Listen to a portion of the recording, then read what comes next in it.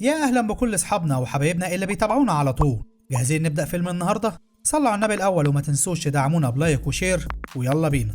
فيلمنا النهاردة بيبدأ مع بنت اسمها كورتي وهي سايقة عربيتها مع تسا أختها، وبتكون كورتي مشتتة بسبب الموبايل ومش مركزة في السواقة، وبتتخبط العربية في سور الكوبري وبتقع في النهر. وبعد 9 سنين بتدرس في كلية الطب وبتتدرب في مستشفى، ولما بتتفحص مريضة كانت على وشك الموت بتسألها كورتي لو هي فاكرة أي حاجة من اللي شافته لما قلبها وقف عن النبض، وبترد عليها المريضة بسؤال غريب وبتسألها عن حد قريب منها مات. وبيكون في طلاب زمايل كورتني اسمهم ري ومارلو، وبيكونوا هم كمان شغالين في المستشفى، وبيبان انهم بيتحدوا بعض وهم شغالين على مين الاشطر في المجال. وبتروح كورتني المكتبة بعد الشغل عشان تدور على الانترنت عن الحياة ما بعد الموت، وبتتشتت كورتني لما بتسمع صوت زميلتها صوفيا وهي بتعيط وقاعدة في مكان قريب منها، وبتطمن كورتني عليها وبتعرف انها تحت ضغط شديد بسبب امها وبسبب صعوبة منهج كلية الطب. وبتخرج البنتين مع بعض من المكتبة وبتدعيها كورتني انها تنضم لها في مشروع شغال عليه جنب الدراسة، وبتفكر صوفيا في الموضوع. وفي تاني يوم في الجامعة بيزعق الدكتور لكورتني وزمايلها اللي بينهم جيمي بسبب انهم ما بيجاوبوش على الاسئله اللي بيسالها بسرعه. وبتروح صوفيا مع جيمي الحفله تبع دكتور الجامعه،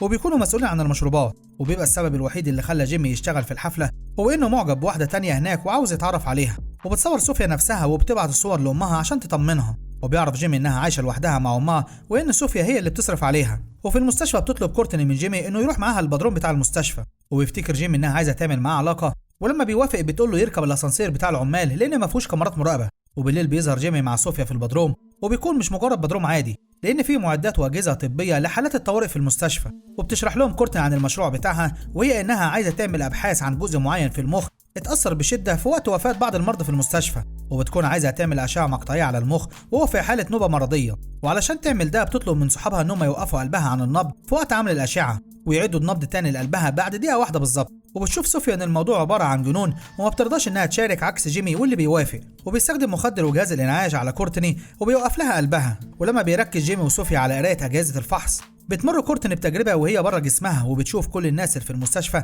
وبتخرج للسطح وبتروح في جولة حوالين المدينة. وبعد لما بتعدي دقيقة بيحاول جيمي وصوفيا انهم ينعشوا كورتني لكنهم بيفشلوا، وبتتصل صوفيا على ري عشان يساعدهم، وبيسيب ري شغله وبيجري من مكتبه، وبتشوفه مارلو وهو مستعجل. وبتكمل كورتني تجربتها وبتشوف الأوضة اللي هي فيها وهي بتنفجر، وبيظهر كوبري بينور أزرق، وبتنتهي الرؤية لما بيرجعوها أصحابها للحياة بعد مساعدة ري. وبتظهر مارلو في البدروم وبتطلب تفسير اللي بيحصل، وبتروح المجموعة مع كورتني لبيتها وبتحكي لهم عن تجربتها وبتوصفها بالطاقة النقية.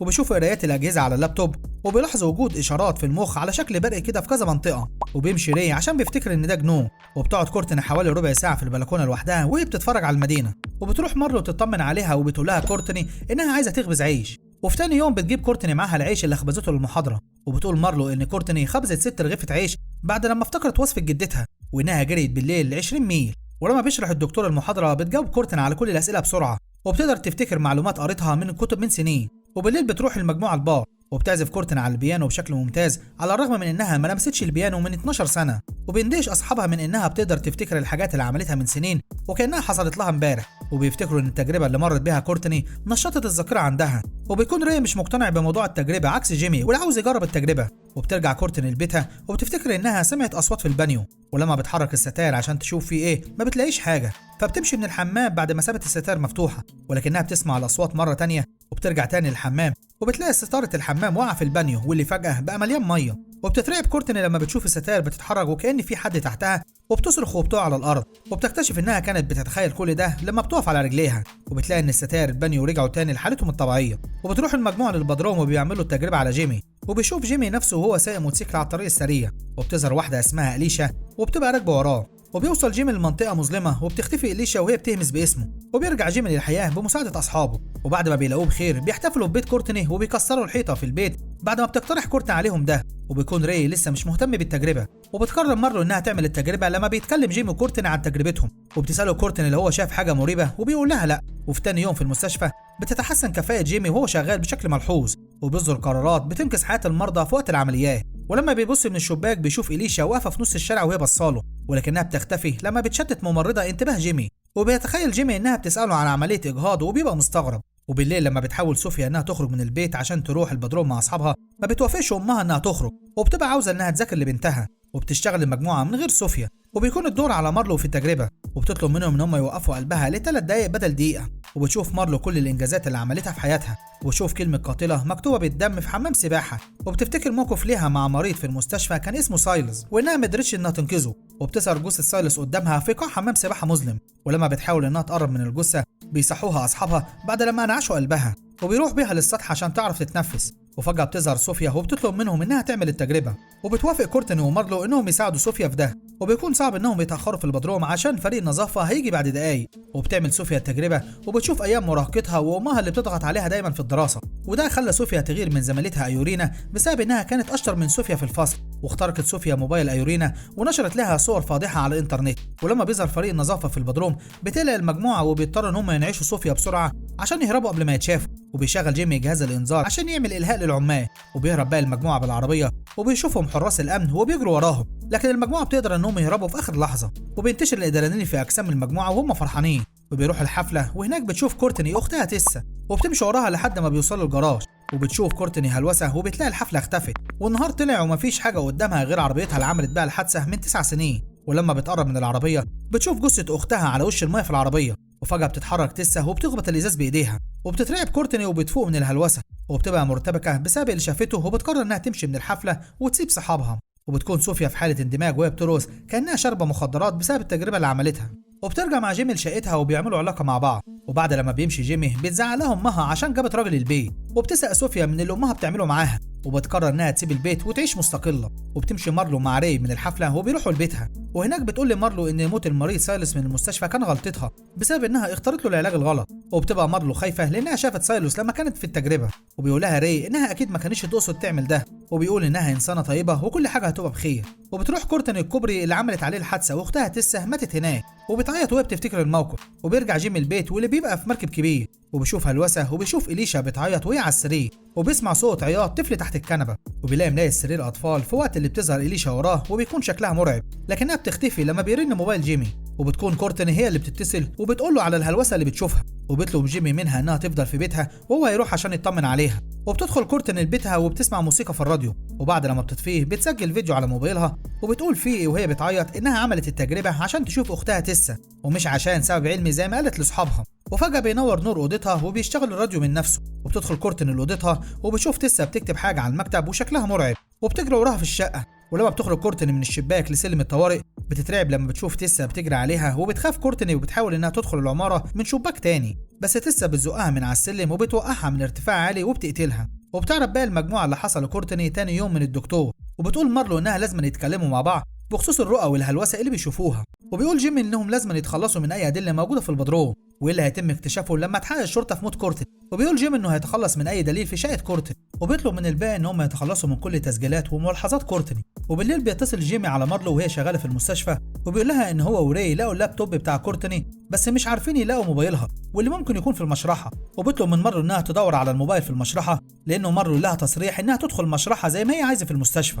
وبتروح مارلو للمشرحه وبتلاقي موبايل كورتني في الخزنه بعد ما اتصلت عليه، ولما بتيجي تمشي بتشوف اسم كورتني في قائمه جثث المشرحه، فبتقرر انها تلقي نظره اخيره على صاحبتها، واللي لما بتشوفها بتعيط وبترجع جثتها تاني للثلاجه. وبتشوف مارلو هلوسه وبتلاقي كلمه قاتله مكتوبه بالدم على الثلاجه، وبيجي لها مكالمه من رقم كورتني، ولما بترد بتسمع حد بينده على اسمها، وفجاه بتطفي نور المشرحه، وبتشغل مارلو كشاف نور الموبايل بتاعها وبتلاقي كل ابواب الثلاجات الجثث مفتوحه.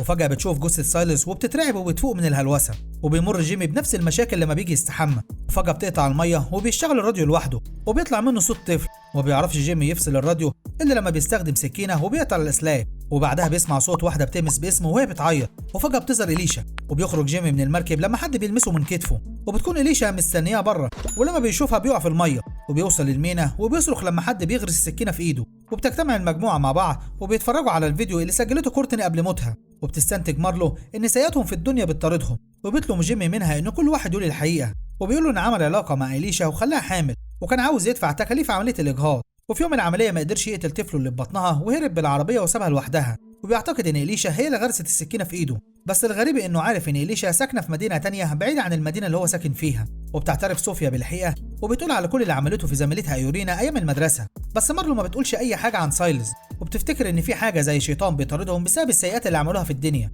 وفي يوم في الجامعه بتشوف صوفيا هلوسه وبتلاقي رسائل مولينا على موبايلها زي ما كانت بتعمل مع ايورينا، وكمان بتشوف فيديو ليها مع جيمي في وقت العلاقه شغالة على شاشة الشرح في الجامعة، وبترتبك صوفيا وبتمشي من المحاضرة وبتروح لطرقة، وهناك بتسمع صوت بنت بتضحك وبيتحرك شبح وراها، وبتدخل صوفيا الأسانسير وبتبص لفوق ما بتلاقيش السقف موجود، ولما بتحاول تهرب ما بتلحقش وبيتقفل عليها باب الأسانسير وبيطلع بيها الأسانسير لفوق، وبتلاقي صوفيا نفسها في فصل مهجور، وفجأة بتظهر أيورينا وبتترعب صوفيا وبتفوق من الهلوسة، وبيروح ري لبيت مارلو عشان يقول لها انها عدلت في تقرير تشريح جثة سايلوس علشان يعني يبان انها كانت حادثة، وبيطلب منها انها تعترف بالحقيقة لعميد الدكاترة، وما بيتوافقش مارلو انها تعمل ده عشان تحافظ على مستقبلها المهني، وبيبص لها ري باستحقار وبيقول لها انها المفروض ما كانش تبقى دكتورة، وبيمشي وبيسيبها وبيتعيط، وبتطلب صوفيا من جيمي انه يروح معاها عشان يقابلوا ايورينا، وبتعترف لها صوفيا ان هي اللي نشرت صور ايورينا الفاضحة على النت، وبتعتذر لها عن اللي عملته وبتسامحها ايورينا، وبيتأثر جيمي من الموقف وبيتصل على مارلو وبيقول لها على الطريقة اللي ينقذوا بيها نفسهم،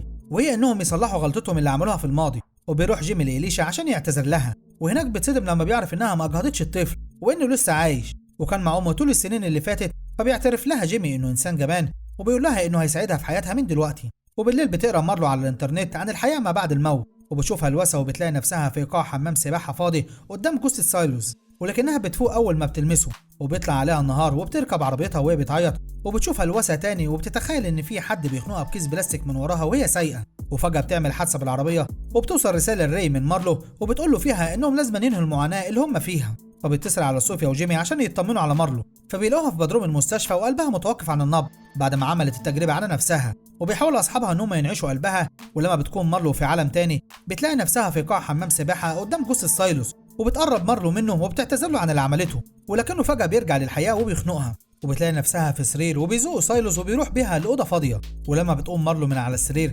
بيضربها حد وبيطيرها في الجو وبيمسكها من راسها وبيغرقها في الميه، ولما بيعيط ري وبيقول لها انه محتاجها في حياته بتقدر مارلو انها تخرج من الميه، وبتحصل عاصفه وبتشدها الرياح، وبتظهر كورتني قدامها وبتقول لها انها لازم تسامح نفسها، وبتفوق مارلو بعد لما بينبض قلبها من جديد، وبعد ايام بتفكر مارلو في كلام كورتني وبتروح للعميد عشان تعترف له باللي عملته في تقرير تشريح جثه سايلوس، فبيوقفها العميد عن الدراسه لفتره تاهيليه، وبتروح مع ري لكوبري باللابتوب بتاع كورتني وبيرموه في النار عشان ما حدش يعمل التجربه دي، وفي النهايه بتروح المجموعه البار مع بعض وبيسمعوا الراجل اللي بيعزف على البيانو، وبيعرفوا انه بيعزف نفس الاغنيه اللي كانت كورتني بتعزفها، وبيقعد الاصحاب مع بعض وهم بيفكروا في صاحبتهم كورتني. وبكده بيكون فيلمنا خلص النهارده. ما تنساش تعمل لايك للملخص لو عجبك، وما تنساش تعمل اشتراك في قناه قصه فيلم عشان يوصلك الملخصات الجديده، وما تنساش تعمل فولو لصفحه قصه فيلم على الفيسبوك، هسيب لك الرابط بتاعها في البايو تحت. سلام.